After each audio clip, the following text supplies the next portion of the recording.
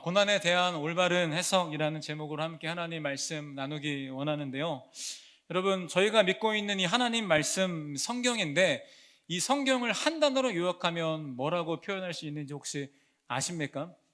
모두 아시겠지만 한 단어로 표현한다면 이 성경을 우리는 하나님의 나라라고 표현할 수 있습니다.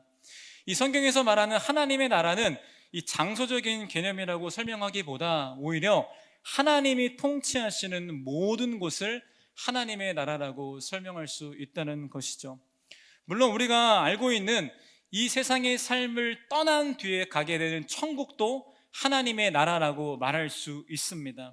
그런데 이 천국 외에도 하나님을 믿는 우리의 삶이 시작하는 순간부터 진행되는 모든 삶의 순간과 그 장소가 역시 하나님의 나라가 될 수 있다는 것이죠.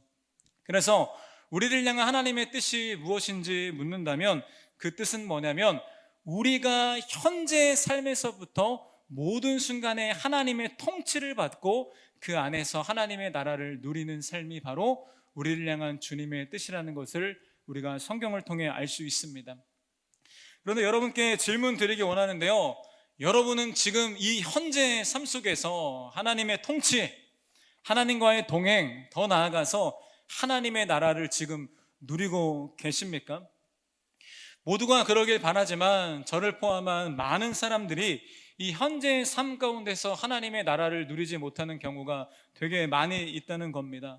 오히려 우리가 이 하나님의 나라를 누리기보다 이 세상의 모든 짐들을 어깨에 지며 겨우겨우 힘겹게 살아가고 있고요, 더 나아가서 세상의 수많은 유혹과 공격들 때문에 힘들어하고 있는 것이 오히려 우리의 현재의 모습에 가깝다는 것이죠. 그리고 하나님 나라 백성으로서 이 마땅히 누려야 할 것이 바로 예배인데요, 많은 사람들이 예배 가운데 기대와 기쁜 마음으로 오기도 하지만 또 이와 반대로 꽤 많은 사람들이 예배를 드릴 때 그저 형식적인 의무로 드리는 경우가 너무나 많이 있다는 사실입니다. 저는 안산만나교회 목사로서 저에게 딱 한 가지 간절한 기도 제목과 소원이 있는데, 저는 우리 교회가 아주 커지는 것을 바라지도 않고 건물이 커지는 것도 바라지 않지만 단 한 가지 바라는 게 뭐냐면, 우리 안산만나교회 공동체가 진짜 모든 성도님들이 하나님의 나라를 누리게 되기를 저는 간절히 기도하고 바라고 있습니다. 그래서 오늘부터 이 시리즈 말씀을 전하기 원하는데요, 이 말씀의 주제는 바로 이겁니다. 어떻게 하면 우리가 하나님의 약속하신 이 하나님의 나라를 이 현재의 삶에서부터 누릴 수 있을지에 대해서 말씀을 계속해서 전하기 원하는데요, 먼저 오늘은 우리가 이 하나님의 나라를 누리는 가운데 우리를 방해하는 방해물들을 제거하는 시간을 가져보기를 원합니다. 제가 하나님 나라라는 주제를 가지고 오랜 시간 묵상하고 기도하면서 도대체 하나님 나라를 누리지 못하게 하는 방해물들에 뭐가 있을까 기도하고 고민했었을 때 번뜩 떠오르는 게 한 가지 있었는데요, 그 방해물은 뭐냐면 바로 우리 인생 가운데 찾아오는 고난이 그 방해물이 될 수 있다는 겁니다. 그리고 그냥 고난이 아니라요, 심지어 우리가 열심히 결단해서 예수님을 잘 믿으려고 최선을 다하는 그때에, 하나님 말씀대로 살아보려고 정말 충성을 결단하는 그때에도 불구하고 생각지도 못한 고난이 우리의 삶 가운데 찾아오는 경우가 있다는 것이죠. 오늘 함께 나눌 욥기라는 말씀이 정확히 그런 상황인데요, 이 욥기의 주인공은 욥이라는 사람입니다. 그런데 이 욥에 대해서 성경이 표현하는 것은 이렇게 표현하고 있습니다. 하나님을 경외하는 의인이라고 욥에 대해서 말하고 있다는 거죠.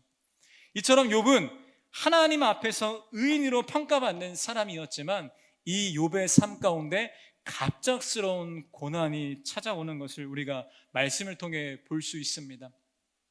말씀을 통해서 욥이 겪었던 여러 고난들이 있는데, 이 고난을 통해서 우리에게 찾아올 수도 있는 이 고난의 두 가지 종류를 우리가 발견할 수 있는데요, 이 첫 번째는 뭐냐면 능동적인 고난이 우리에게 찾아올 수 있다는 겁니다.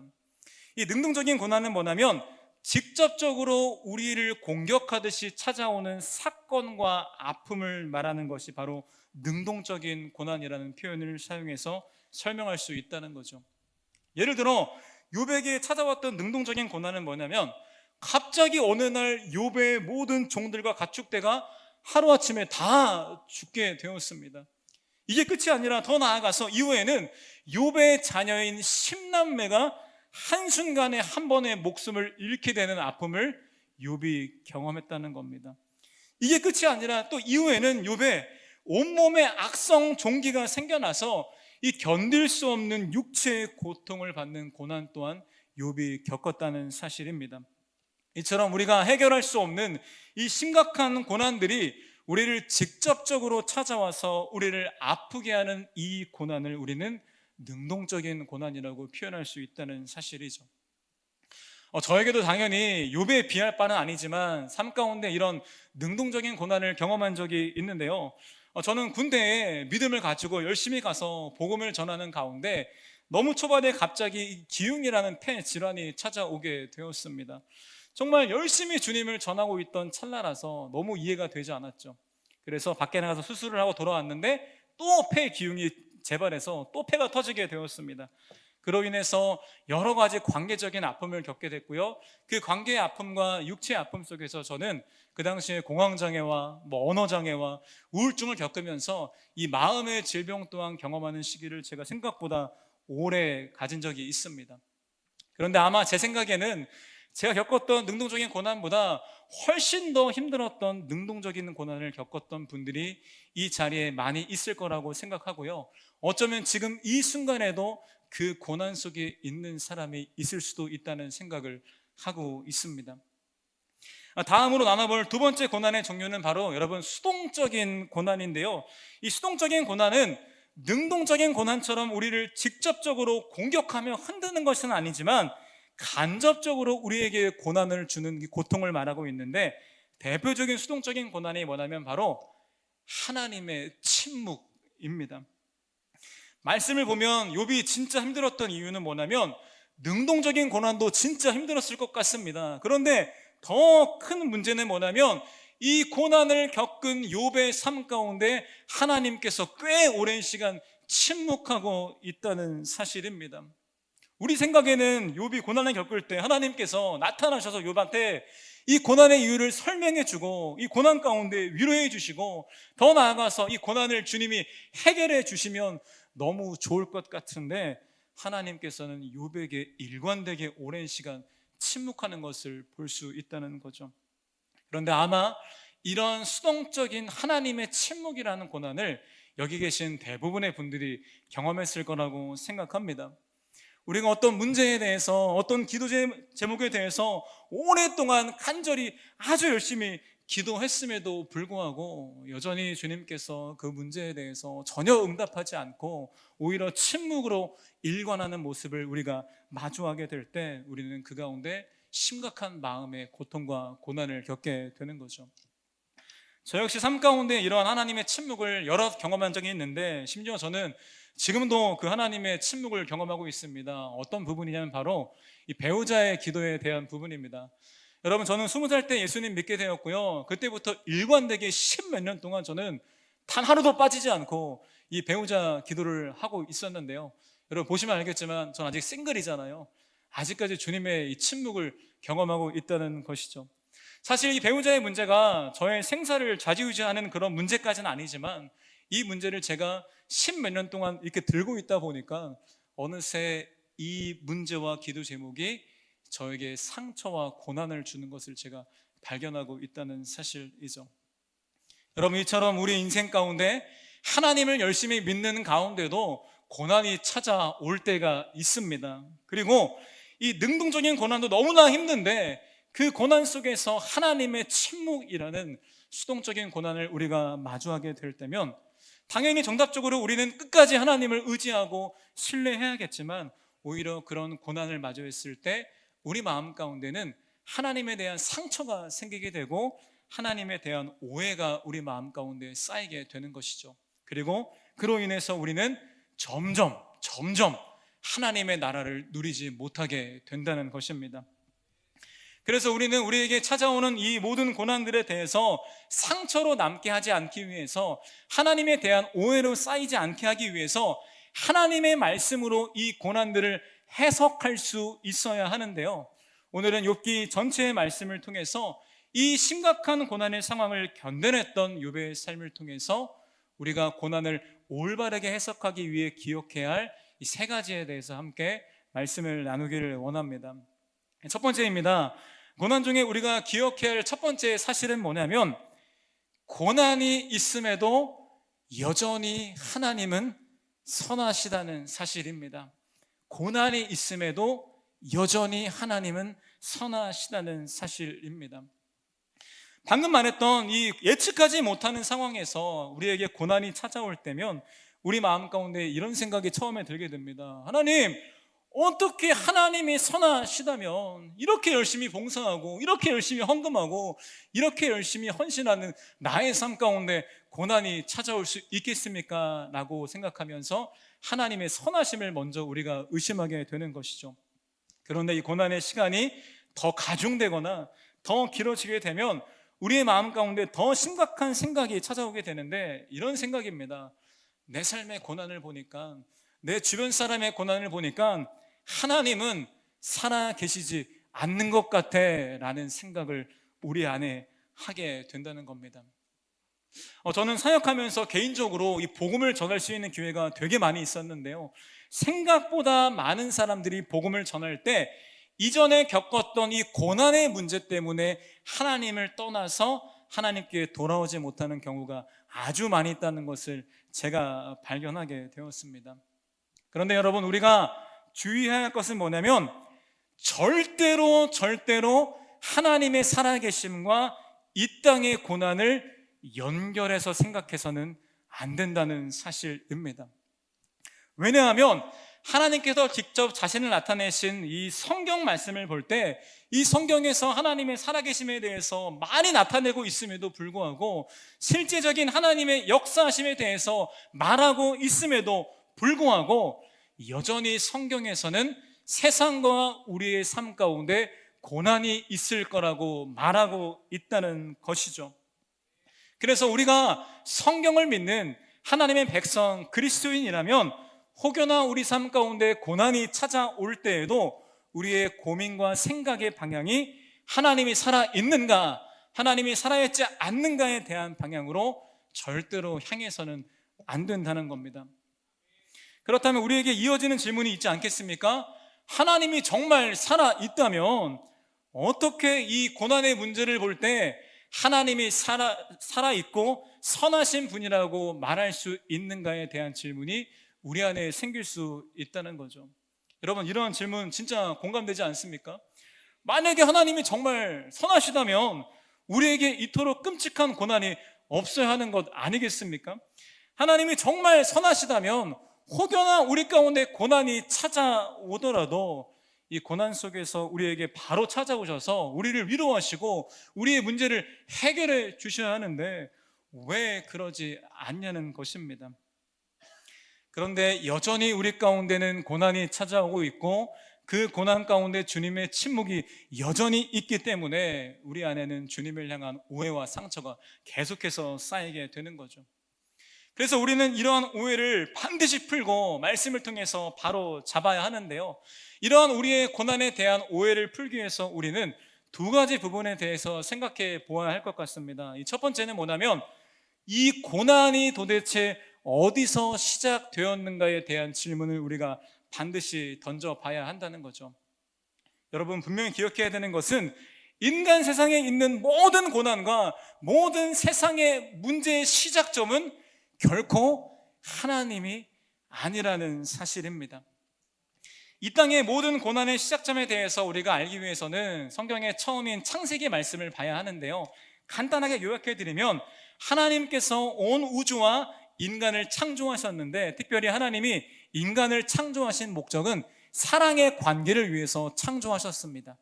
그런데 이 사랑의 관계라는 목적을 달성하기 위해서 하나님은 인간에게 특별한 선물을 주셨어야 하는데요, 그 선물이 뭐냐면 바로 자유의지입니다.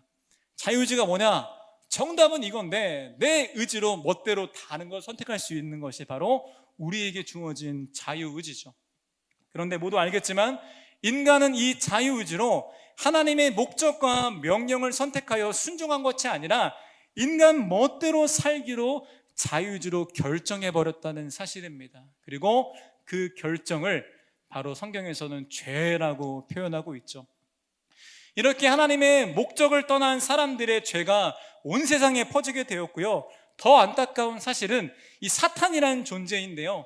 이 사탄이라는 존재는 죄가 퍼져 있는 만큼 힘을 쓸 수 있는 그런 존재인데, 인간 세상에 죄가 너무나게 만연하게 되어버리자 성경에 보니까 이 사탄이 결국 죄악된 세상의 공중권세를 잡게 되었다고 말하고 있습니다. 다시 말해, 이 죄가 온 땅에 퍼지게 되면서 또 사탄이 공중권세를 잡게 되면서 이 세상의 대부분의 고난과 문제들이 생겨나게 되었던 거죠.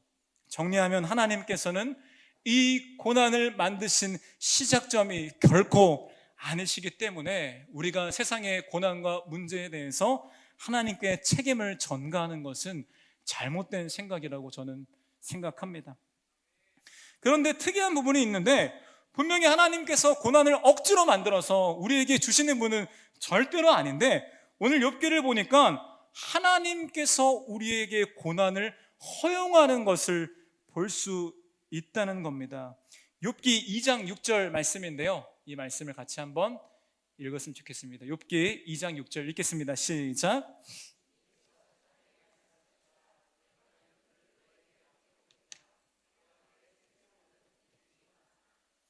아멘. 여러분, 좀 이상하지 않습니까? 사탄이 욥을 시험하고 공격하려고 하는데 하나님께서 그 일을 허용하고 있다는 겁니다. 이걸 통해 우리가 알 수 있는 것은 하나님께서 친히 우리가 고통받게 하기 위해서 고난을 억지로 주는 분은 아니지만, 때로는 하나님의 주권 안에서 우리에게 고난을 허용하는 경우도 있다는 사실이죠. 그때 우리는 이어지는 두 번째 질문을 던져야 하는데요, 이런 질문입니다. 도대체 하나님께서는 우리에게 왜 고난을 허용하시는가에 대한 질문입니다. 이러한 질문에 대해서 오해를 풀기 위해서는 하나님께서 말씀하신 우리를 향한 인간의 목적을 성경적으로 점검해 봐야 하는데요, 여러분, 우리를 향한 하나님의 목적은 도대체 무엇일까요? 많은 사람들이 생각하는 게 이렇게 생각합니다. 하나님은 우리 아빠니까, 하나님은 우리의 아버지니까 내가 행복하길 원하지 않을까? 내가 이 땅에 살면서 만사형통하고 복받고 다 잘되는 삶을 살기 원하지 않을까라는 우리의 착각을 하게 된다는 거죠. 여러분, 그런데 만약에 하나님의 우리를 향한 목적이 이 땅에서의 행복한 삶이라면 우리에게 고난을 허용하시는 하나님은 절대로 선한 분이 될 수 없다는 사실입니다. 그런데 성경에서는 우리를 향한 하나님의 목적에 대해서 결코 행복이라고 말하고 있지 않다는 거죠. 그렇다면 성경에서 말하는 우리를 향한 하나님의 목적은 도대체 무엇일까요? 그 목적은 무엇이냐면 행복이 아니라 거룩이라는 것입니다. 다르게 말하면 하나님의 목적은 이 땅에서의 우리의 행복이 아니라 우리가 믿음 안에서 성장하고 성숙하게 되는 것이 바로 우리를 향한 하나님의 뜻이라는 것입니다. 여러분, 아까 말했듯이 이 죄악된 세상을 살아가는 거, 사탄의 유혹과 공격이 많은 세상을 살아가는 거 결코 쉽지 않습니다. 우리가 하나님의 자녀로서 이 세상 가운데 승리하는 삶을 살기 위해서 우리에게는 반드시 성장하고 성숙해지는 믿음의 연단의 과정이 반드시 필요하다는 거죠. 그리고 하나님께서는 억지로 고난을 만들어 우리에게 주시는 분은 아니지만, 때로는 고난을 허용하시는 이유는 이 고난의 시간을 통해서 우리를 자라게 하기 위한 것임을 우리가 기억해야 한다는 겁니다. 이렇게 하나님께서 우리를 향한 목적이 단순히 이 땅의 행복이 아니라 우리의 거룩이고 우리의 성장이고 우리의 믿음의 단련이라면 우리에게 고난을 허락하시는 주님에 대해서 여전히 우리는 선하다고 믿을 수 있다는 사실입니다. 제가 이러한 사실을 실제 삶을 통해서 경험한 적이 있는데, 제가 미국에서 공부할 때 첫 번째 대학원 과정을 마치고 이 두 번째 대학원 과정을 막 들어갔을 때였다고 제가 기억하고 있습니다. 그런데 저는 유학할 때 당연히 좋기도 좋았지만 재정적인 문제도 컸고요, 건강의 이슈도 있었고 영어도 안 돼서 너무나 지쳐있는 상태였습니다. 그러다가 어려운 일이 생기니까 제 마음에 결단한 것은 유학 그만해야겠다, 너무 힘들다라고 제 마음에 결정을 해서 그것을 이제 아버지와 상의하기 위해서 전화를 걸었습니다. 아버지가 이렇게 얘기했습니다. 아버지, 저 유학 못하겠습니다. 힘듭니다. 라고 말했는데, 제가 기대했던 거는 아버지가 위로해 주시고 격려해 주시고 얼른 돌아와라 라고 말씀해 주기 원하는데, 오히려 아버지는 너무나 차갑고 강경하게 저한테 끝까지 마치고 왔으면 좋겠는데 라고 저를 밀어붙이시는 거였죠. 당연히 여러분, 저는 엄청나게 서운했습니다. 그런데 며칠 뒤에 아버지께서 저에게 장문의 이메일을 쓰셨는데, 거기서 아버지의 본심을 저한테 표현해 주셨는데요, 그 내용을 간략하게 말씀드리면 이런 내용이었습니다. 아버지의 편지입니다. 아들아, 네가 기뻐하면 아빠는 뒤에서 춤을 추고 네가 힘들어하면 아빠는 뒤에서 눈물을 흘린단다. 그럼에도 쉽게 돌아오라고 말할 수 없는 것은 네가 앞으로 해야 할 사역과 삶이 결코 쉽지 않을 것이고, 감당하기 위해서 너는 성장하고 견디는 훈련이 필요한데, 이렇게 중간에 포기하고 돌아가는 것은 아닌 것 같아서 너가 힘듦에도 불구하고 너의 결정을 만료했던 거란다 라고 당신의 마음을 메일에 적어서 저에게 보내주셨다는 거죠. 저는 이때 깨달았습니다. 제가 유학 시간 가운데 너무 힘든 가운데 저의 육신의 아버지가 저의 성장을 위해서 그 고난의 상황에 저를 그대로 두었던 것처럼, 하늘의 아버지 하나님께서도 우리의 성장과 성숙을 위해서 때로는 고난의 상황에 우리를 그대로 두실 때가 있다는 사실을 제가 깨닫게 되었다는 겁니다. 사랑하는 여러분, 혹시 고난이 우리 인생 가운데 찾아오더라도 여러분, 제발 하나님의 살아계심을 의심하지 않기를 바랍니다. 여전히 우리가 고난 가운데 있을지라도 결코 하나님의 선하심을 의심하지 않았으면 좋겠습니다. 세상의 모든 고난의 문제의 시작이 인간의 죄와 사탄의 공격인 것을 기억하며, 그럼에도 이 고난을 허용해서 우리를 성장시켜 가시고 우리의 믿음을 단련해 가시는 이 하나님의 선하심을 기억하며, 이 고난의 상황이 올 때 오히려 주님을 더욱더 붙잡게 되는 우리가 되기를 진심으로 축복합니다. 다음으로 고난 중에 기억해야 할 두 번째 사실인데요, 두 번째는 바로 고난은 이겨내는 것이 아니라 인내하는 것이라는 사실입니다. 고난은 이겨내는 것이 아니라 인내하는 것이라는 사실입니다. 여러분, 우리가 아무리 고난의 이유를 알고 있을지라도 막상 우리에게 고난이 찾아오게 되면 생각보다 훨씬 더 힘든데요, 또 문제는 뭐냐면 우리에게 이 고난을 이겨낼 힘이 없다는 현실을 마주하게 되는 거죠. 저는 이런 정체감을 많이 느꼈었는데요, 저희의 고난이 찾아올 때면 이런 생각이 들었습니다. 야, 줄기야, 너 하나님의 자녀인데, 너 목사인데 왜 이런 고난을 이기지 못하고 있어? 그냥 믿음으로, 감사함으로, 기쁨으로, 기도로 그냥 이겨내면 좋겠는데, 연약한 저는 그게 잘 안 되더라고요. 이처럼 많은 사람들이 이 고난의 문제를 맞닥뜨렸었을 때 이 고난에 대해서 내가 이겨내고 내가 해결해야 하는 문제로 생각하는 경우가 많이 있는 것 같고요, 대부분 그렇게 이겨내지 못하기 때문에 힘들어하는 경우가 많이 있다는 것을 주변에서 보게 됩니다. 그런데 저는 성경을 통해서 이 욥의 친구들이 등장하는데, 이 욥의 친구들이 바로 고난에 대해서 정확하게 이런 마음을 가지고 있는 사람인 것을 우리가 볼 수 있는데요, 욥이 고난의 상황에 처하자 욥의 친구들이 찾아오게 됩니다. 그런데 문제는 뭐냐면 이 친구들이 찾아와서 욥을 위로해주고 공감해주고 격려해주면 좋을 것 같은데, 오히려 이 친구들은 이 고난에 대해서 해결책을 생각하고 해결책을 제시해주며 자신의 기준과 잣대로 욥의 상황을 판단하고 정죄하는 모습을 볼 수 있습니다. 첫 번째 욥의 친구 엘리바스가 욥에게 이렇게 말하고 있는데요, 욥기 5장 8절입니다. 제가 읽겠습니다. 나 같으면 네가 하나님을 찾아서 네 사정을 다 하나님께 털어놓겠다라고 욥에게 이렇게 가르치며 말하고 있는 거죠. 다음은 욥기서 5장 17절인데요, 여전히 엘리바스가 욥에게 말하는 말입니다. 제가 읽겠습니다. 하나님께 징계를 받는 사람은 그래도 복된 사람이야. 그러니 욥아, 전능하신 분의 훈계를 거절하지 마라고 엘리바스가 욥을 판단하고 해결책만 제시하고 있는 거죠. 너무 끔찍하지 않습니까?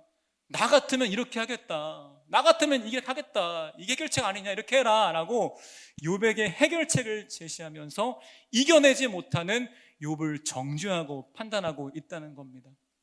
욥에게 정작 필요한 거는 참된 사랑의 공감과 위로와 격려일 텐데, 오히려 친구들은 이 고난에 대해 잘못 해석해서 고난을 해결해야 할 것으로 생각하다 보니까 오히려 고난에 대해서 해결책만 제시하고 있다는 거죠. 여러분, 그런데 이와 같이 고난을 우리의 생각과 기준으로 판단하고 해결하려고 하는 자세는 결코 고난에 대한 올바른 자세가 아닙니다. 왜냐하면 위에서 말했듯이 하나님께서 우리에게 이 고난을 허락하신 것이라면, 하나님께서 우리에게 이 고난을 허락하신 것이라면 우리는 이 고난의 상황 가운데 모든 것이 주님의 손 안에 있다는 것을 기억하고 믿어야 한다는 거죠. 그래서 우리가 우리의 힘으로 해결할 수 없고 주님의 주권 아래 허락되어진 고난이 찾아올 때면 이것을 우리의 힘으로 해결하려고 하기보다, 다른 사람들의 고난에 대해서 판단하고 답을 주려고 하기보다 오히려 우리의 모든 고난의 주도권을 하나님께 맡겨드려야 한다는 겁니다. 그리고 우리는 그 하나님의 주도권 안에서 이 고난을 끝내주실 때까지 우리는 끝까지 인내하며 살아야 한다는 거죠. 말씀을 보니까 욥은 고난 또한 하나님께 속했다는 것을 알고 있었던 것 같습니다. 욥기 1장 21절 말씀인데요, 이 말씀 함께 같이 읽도록 하겠습니다. 시작.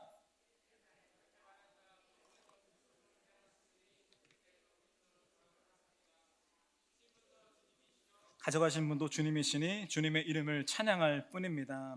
아멘. 욥은 자신의 모든 축복이 하나님께서 주신 것임을 알고 있었습니다. 또 욥은 자신의 모든 고난 또한 하나님의 주권 아래에서 주님이 허락했다는 것을 알고 있었습니다. 그래서 욥은 이 고난을 해결하려고 하기보다, 이겨내려고 하기보다 그저 믿음을 가지고 이 고난 가운데 인내했을 뿐이었습니다. 이러한 욥의 인내의 모습에 대해서 야고보서 5장 11절은 이렇게 말하고 있는데요, 개역개정으로 함께 같이 읽도록 하겠습니다. 시작.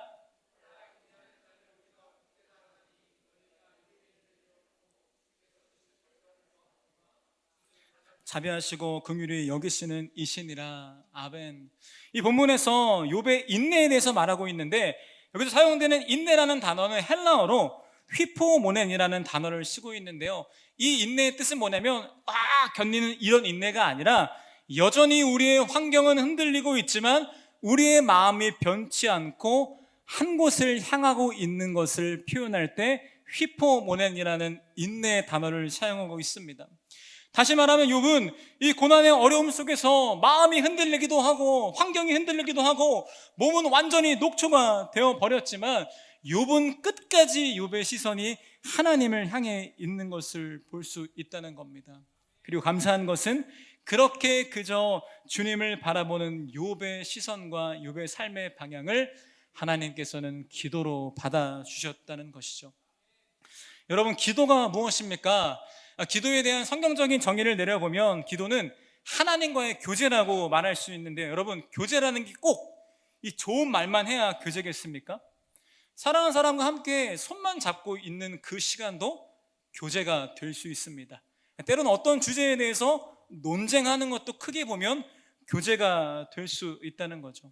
다시 말하면 교제에서 제일 중요한 것은 어떤 말을 하느냐가 아니라 함께 있다는 것, 그리고 서로의 시선이 서로를 향하고 있다는 것이 이 교제에서 가장 중요한 기준이라는 것입니다.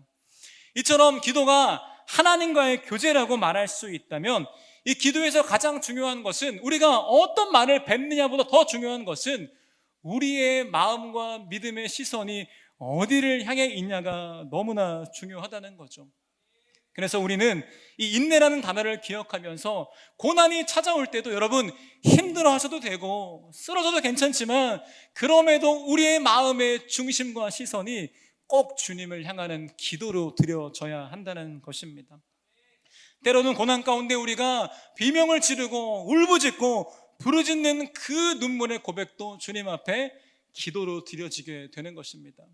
때로는 기도할 수 있는 힘이 없어서 그저 자리에 주저앉아 눈물만 흘리고 있었던 그 침묵의 시간도 하나님께 기도로 드려지는 시간이 될 수 있다는 겁니다. 욥도 하나님께 기도를 드렸는데요, 욥의 기도를 보니까 우리가 생각하는 전형적인 기도의 모습이 아니었습니다. 이 욥의 기도의 한 단락을 제가 가져왔는데요, 6기 3장에 보니까 욥이 하나님께 이런 기도를 드리고 있습니다. 하나님, 차라리 저를 태어나지 않게 했더라면 더 좋았을 것 같은데요 라는 고백을 주님께 드리고 있죠. 이 말이 어느 수준이냐면, 우리의 친부모한테 가서 아빠 엄마 저 왜 낳았어요, 차라리 낳지를 말던가요 라고 말하는 패륜적인 말과 비슷한 고백인데요, 중요한 것은 이런 고백 또한 주님께서 욥의 기도로 받아주셨다는 겁니다.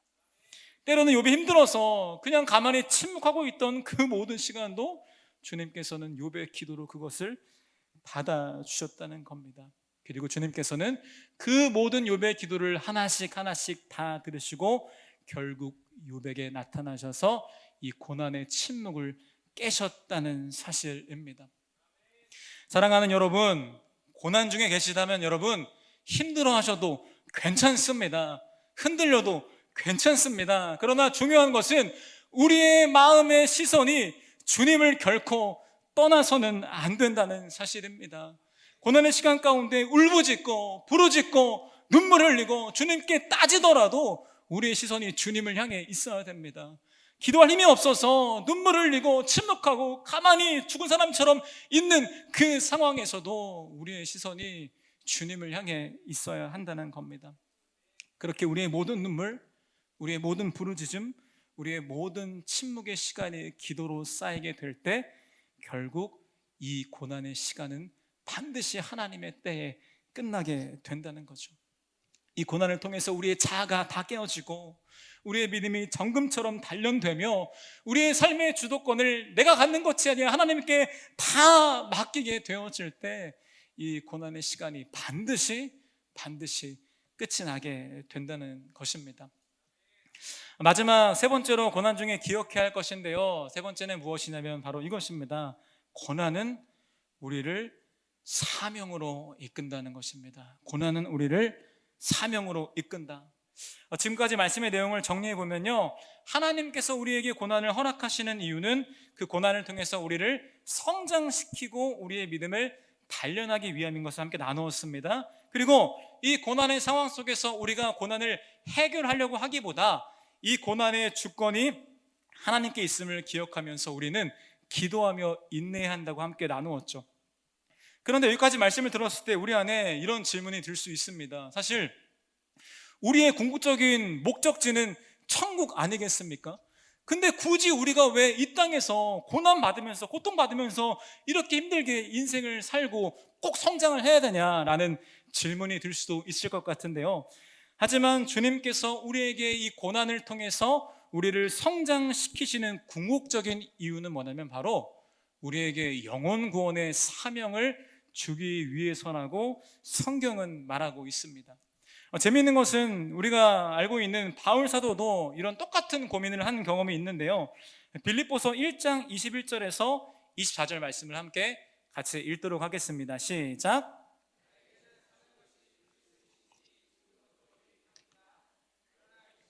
살아가는 것이 나에게 보람된 일이면 내가 어느 쪽을 택해야 할지 모르겠습니다. 나는 이 둘 사이에 끼어 있습니다. 내가 원하는 것은 세상을 떠나서 그리스도와 함께 있는 것입니다. 훨씬 더 나으나 내가 육신으로 남아 있는 것이 여러분에게는 더 필요한 것입니다. 아멘. 바울도 이 땅의 삶을 떠나서 하나님과 영원히 함께 있는 천국에 가고 싶은 소망이 너무나 컸습니다. 그런데 그럼에도 바울이 육신의 삶 가운데 남아서 이 고난을 견디는 모든 이유는 바로 영혼 구원이라는 사명 때문인 것을 우리가 성경을 통해 알 수 있습니다.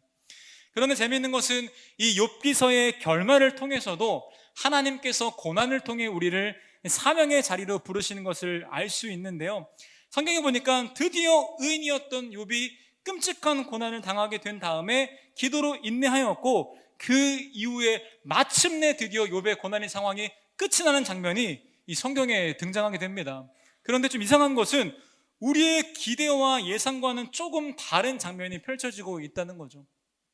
여러분, 적어도 제 생각에 하나님이 고난을 허락하셨고 고난 가운데 침묵하시다가 고난을 깨고 나타나시면 적어도 욥한테 가서 좀 위로해 주고 좀 안아주고 고난의 이유를 설명해 주셔야 할 것 같은데, 사랑의 하나님이니까 그렇게 해야 될 것 같은데, 오히려 성경에 나타난 하나님의 모습은 욥을 위로하기는커녕 오히려 군인을 지휘하는 장군의 모습처럼 위험 있는 모습으로 나타나서 이렇게 욥에게 말하는 하나님을 우리가 볼 수 있다는 겁니다. 그 장면이 바로 욥기 38장 1절에서 3절 말씀인데요, 함께 말씀 읽도록 하겠습니다. 시작.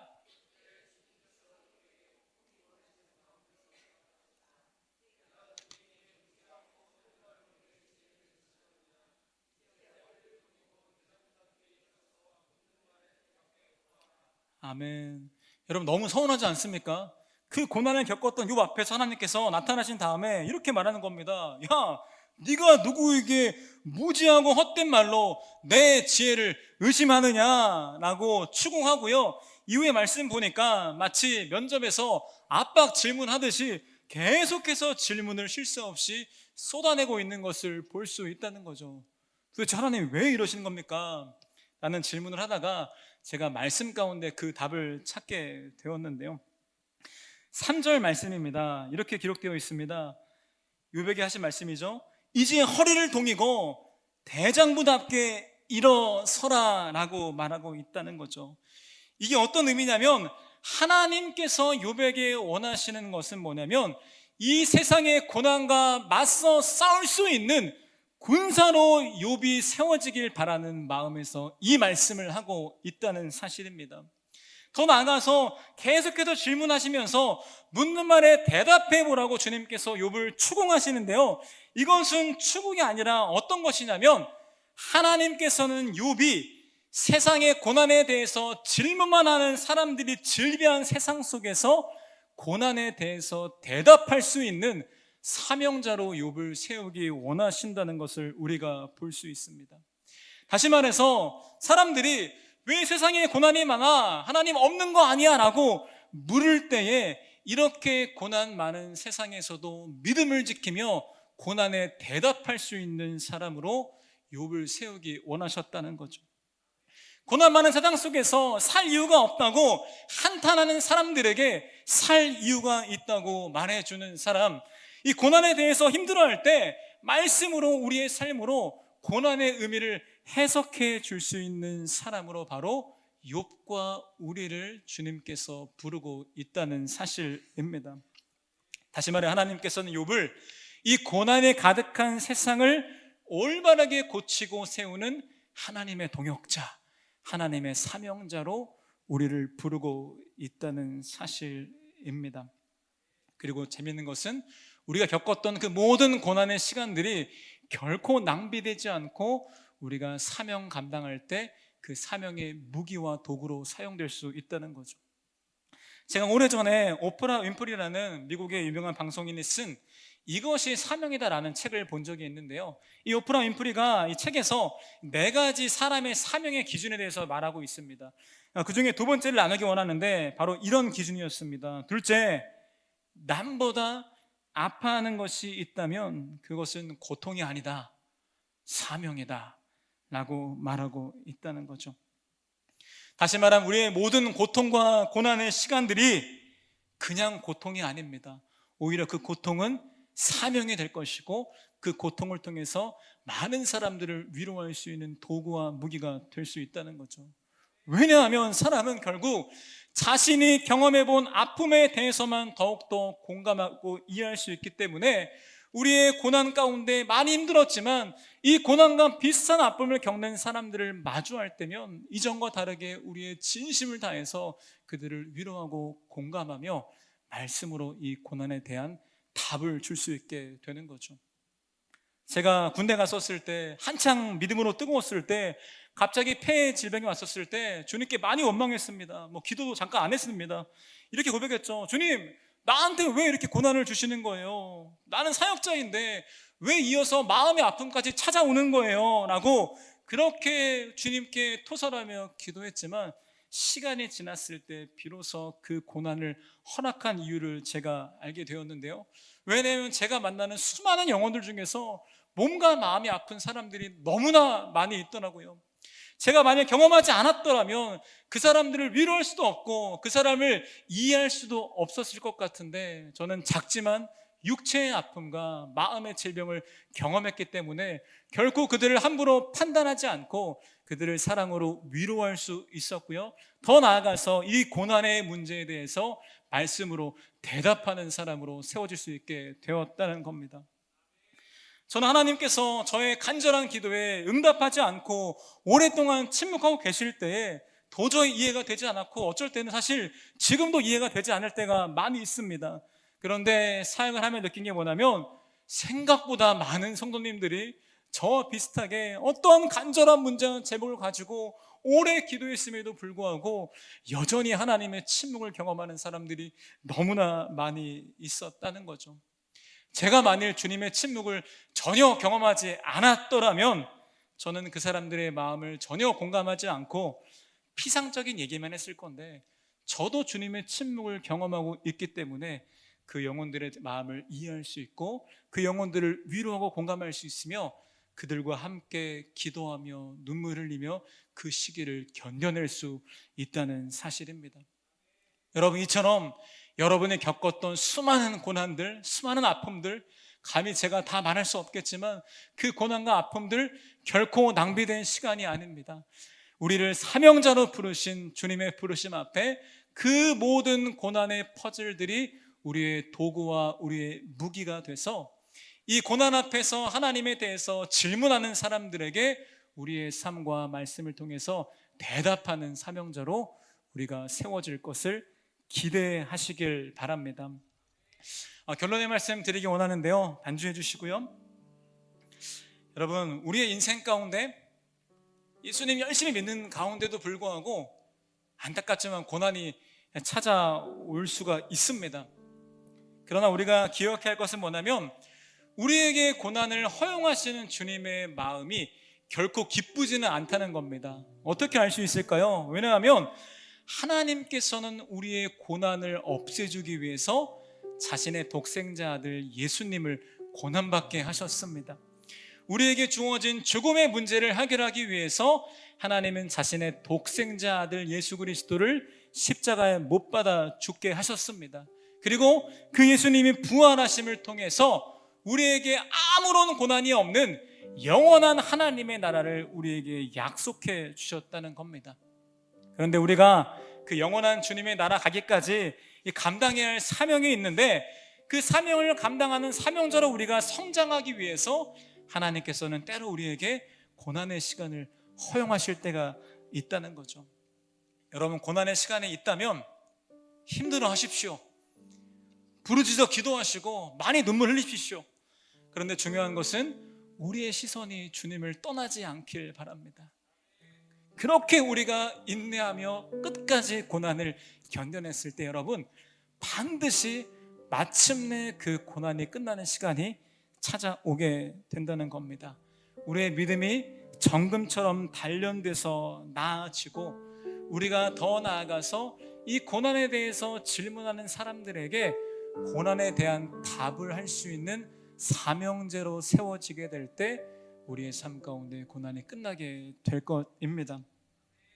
우리 시간 말씀의 내용을 기억하면서 함께 이 찬양했으면 좋겠는데요, 우리를 이 고난의 시간을 통해서 우리를 단련해 가시는 주님을 바라보고 의지하시면서 함께 이 찬양 주님께 올려드리겠습니다.